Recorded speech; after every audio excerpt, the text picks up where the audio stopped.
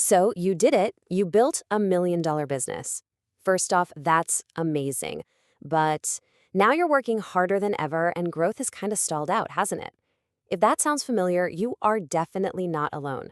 Today, we're going to talk about why that happens and, more importantly, how to smash right through that ceiling. Okay, let's dive into what we're calling the $1 million ceiling. This is a very real thing that happens. It's that point where all the strategies and the pure hustle that got you to your first million are, believe it or not, the very things holding you back from getting to 2 or 5 or 10 million. It literally feels like you've hit a wall. I mean, does this sound like you? You've built this incredible, successful company, but now you've just plateaued. You're working around the clock, putting in all the hours, but the business itself just isn't growing with you. It's a super common and, let's be honest, really frustrating place to be. And the symptoms? They're almost always the same. You're the chief firefighter, right? Pulled into every single decision with zero time to actually think or plan for the future. Your team might be great, but every single road leads right back to your desk. And the real killer? Your profit and loss statement looks pretty good, but you look at your bank account and it is telling a much, much scarier story. You've basically become a victim of your own success. So here is the absolute key to all of this. The problem isn't your effort. I mean, come on, you're already working as hard as you possibly can. The real issue is that your business has outgrown its original shape. It's time to evolve from pure brute force hustle to a more strategic, structured design. And to build that new structure, well, you need a blueprint. So we're going to focus on a framework we can call the 4 pillars for growth. This is the big shift that lets you finally start working on your business instead of just being buried in it.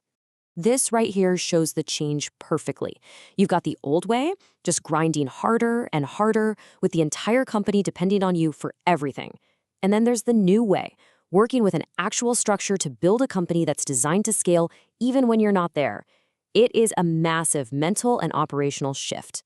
Okay, so let's break down these 4 pillars. First, you've got people. That means building a team that actually takes ownership. Then, strategy, knowing exactly where the heck you're going. Third is execution, creating a consistent rhythm to get things done. And finally, cash, the fuel for your growth engine. Every single one of the 7 tips we're about to cover falls into one of these 4 areas.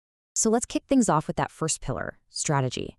The first 3 tips are all about setting a super clear direction for your business and making sure your financial model can actually get you there. Tip number 1, set a clear direction. Look, this is totally non-negotiable. If your team doesn't know the destination, they're just along for the ride. And it doesn't need to be some complex 50-page document. A simple 1-page plan that breaks down your big, long-term goals into 90-day sprints, that creates an incredible amount of focus and gets everyone pulling in the same direction.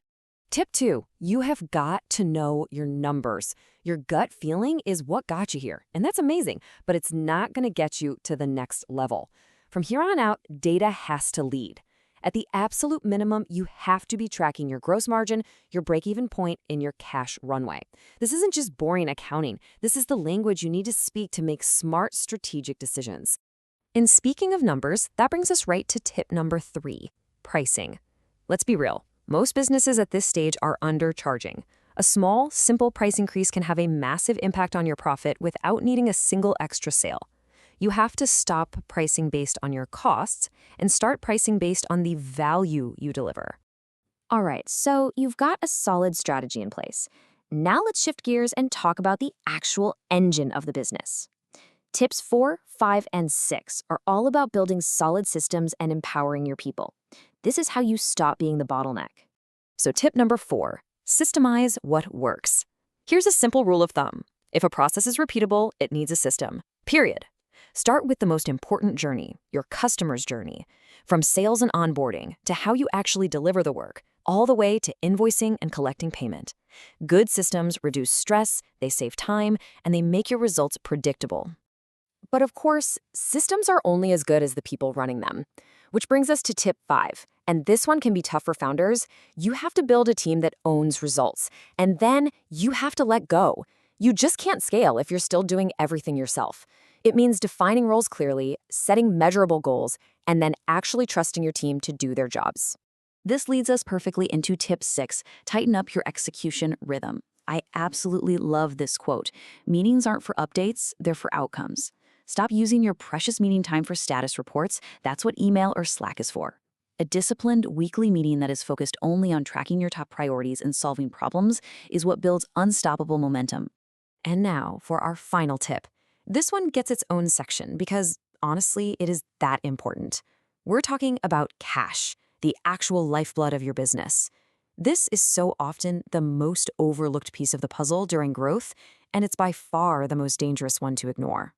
This quote from scaling guru Vern Harnish is maybe one of the most important lessons in business. Growth sucks cash. It sounds crazy, right? It's a paradox. The faster you grow, the more cash you need to fund that growth. For new hires, for inventory, for waiting on clients to pay you. It's exactly why profitable companies can and do still go broke.